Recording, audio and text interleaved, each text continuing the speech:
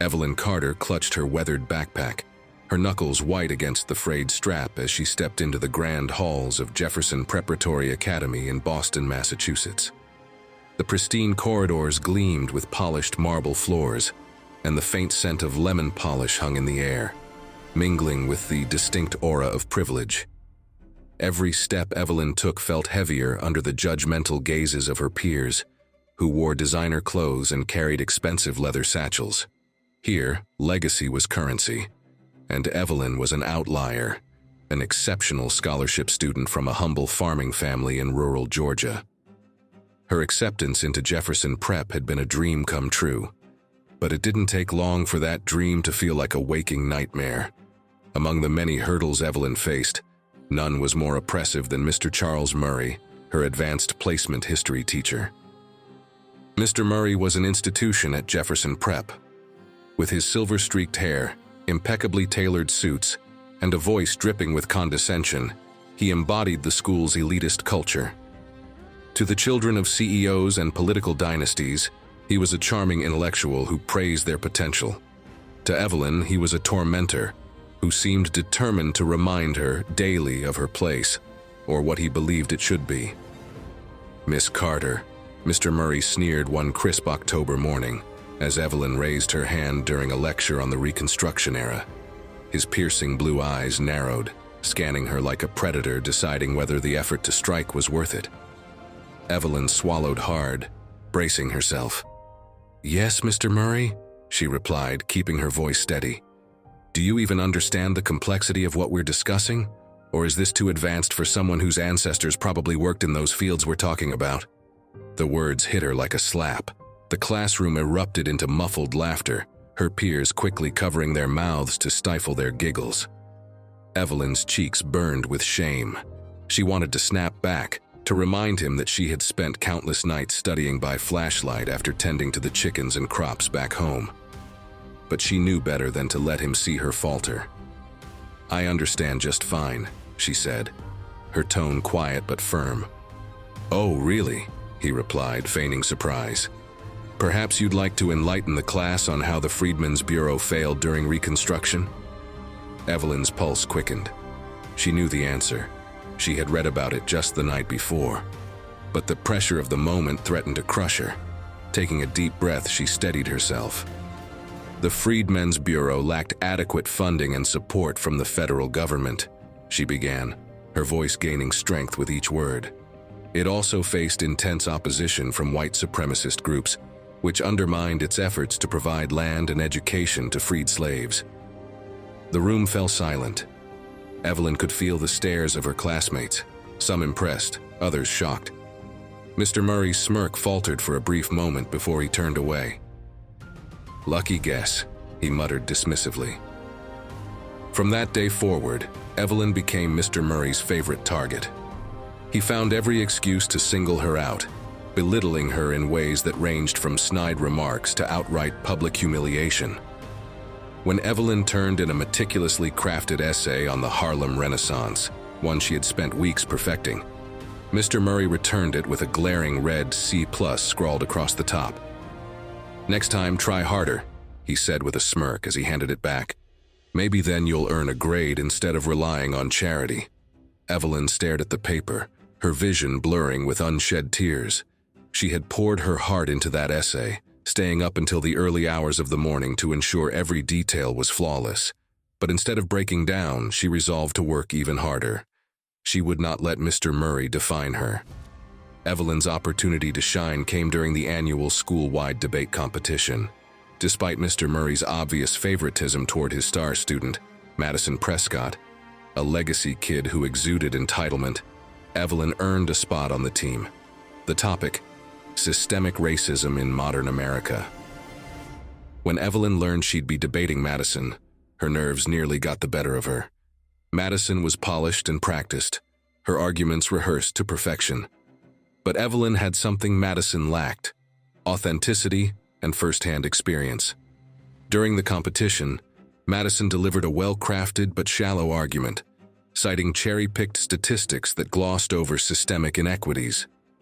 When Evelyn's turn came, she hesitated, the weight of Mr. Murray's critical gaze heavy on her shoulders. But then she remembered her mother's words.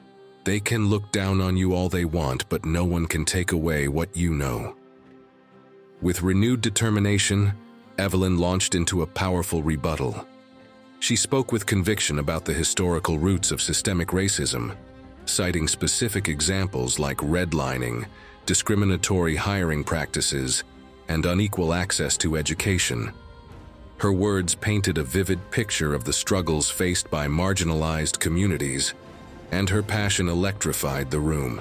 By the time she finished, the auditorium erupted into applause.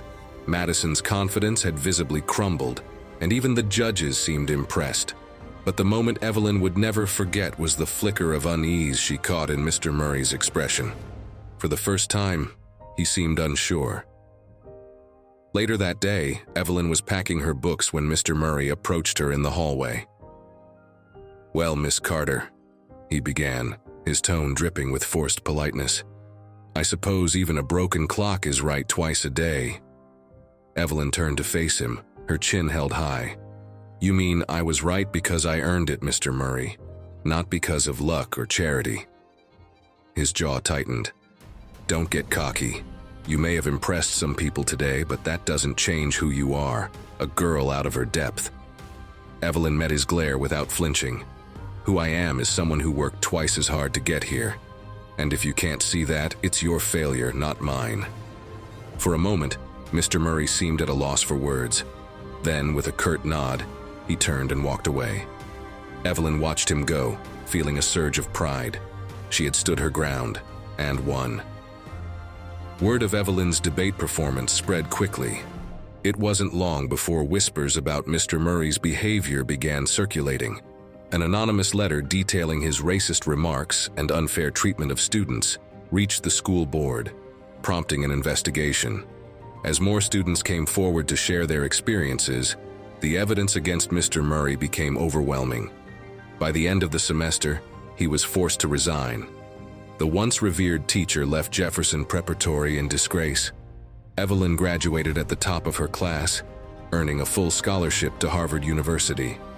At her graduation ceremony, she delivered a stirring speech about resilience and the power of perseverance.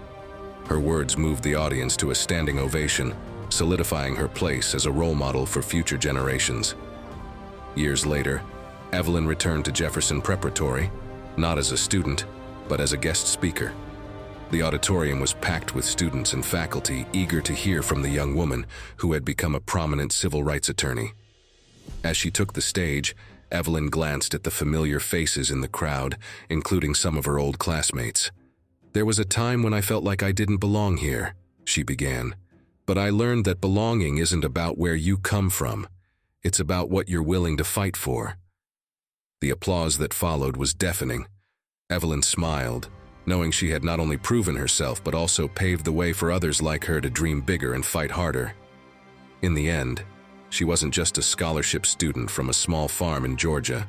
She was a force of change, a reminder that even the most hostile environments can be conquered with courage and determination. Years later, Evelyn Carter found herself standing in the same marble corridors of Jefferson Preparatory Academy, but this time, not as a student.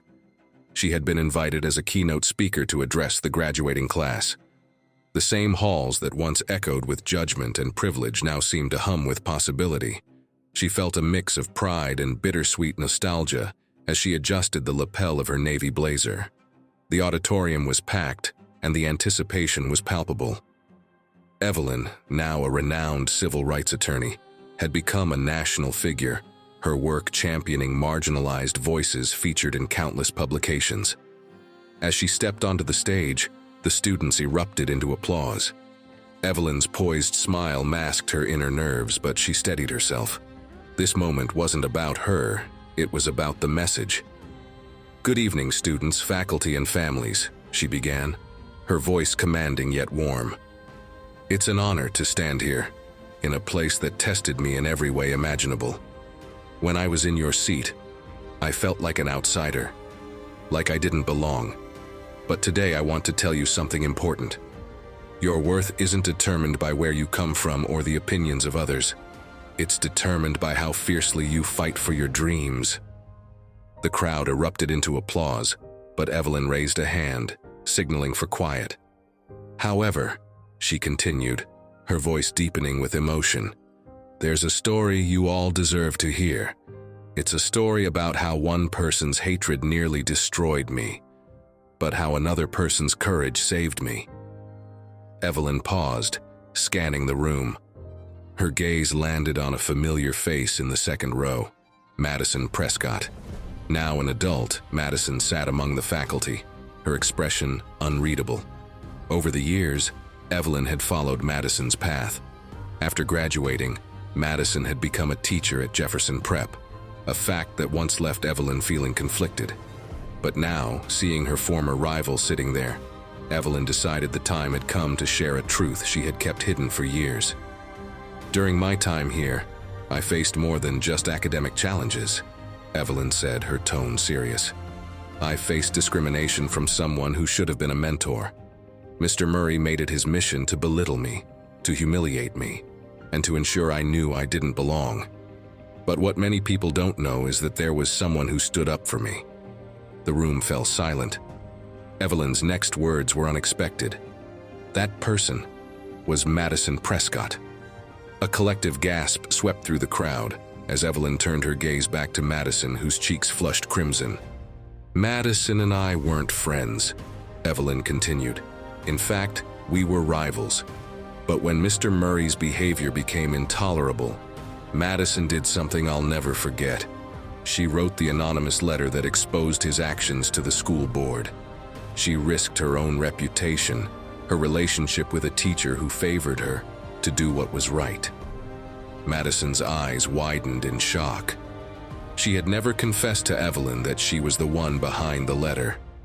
Evelyn smiled gently. "You thought I didn't know, didn't you?" Madison nodded hesitantly, and Evelyn's voice softened. "I knew, Madison. I found out years later, and I want to thank you, not just for me, but for every student who came after me. You helped change this school." The crowd erupted into applause, and Madison, visibly emotional, stood to accept the acknowledgement. Tears streamed down her face as she mouthed a simple, "Thank you." Evelyn nodded, feeling a sense of closure she hadn't realized she needed. But Evelyn wasn't finished. She stepped forward, her voice gaining strength. "Today, I want to announce something that has been a dream of mine for years. Jefferson Preparatory gave me an education, but it also revealed the inequities that so many students face. That's why I'm partnering with the school to establish the Evelyn Carter Resilience Scholarship Fund. This fund will ensure that students from underserved communities, just like me, will have the support they need to succeed here, without fear of prejudice or exclusion." The room erupted into a standing ovation. Faculty members wiped their eyes, students cheered, and Madison clapped the loudest of all. As the event concluded, Evelyn stepped down from the stage, surrounded by students eager to meet her.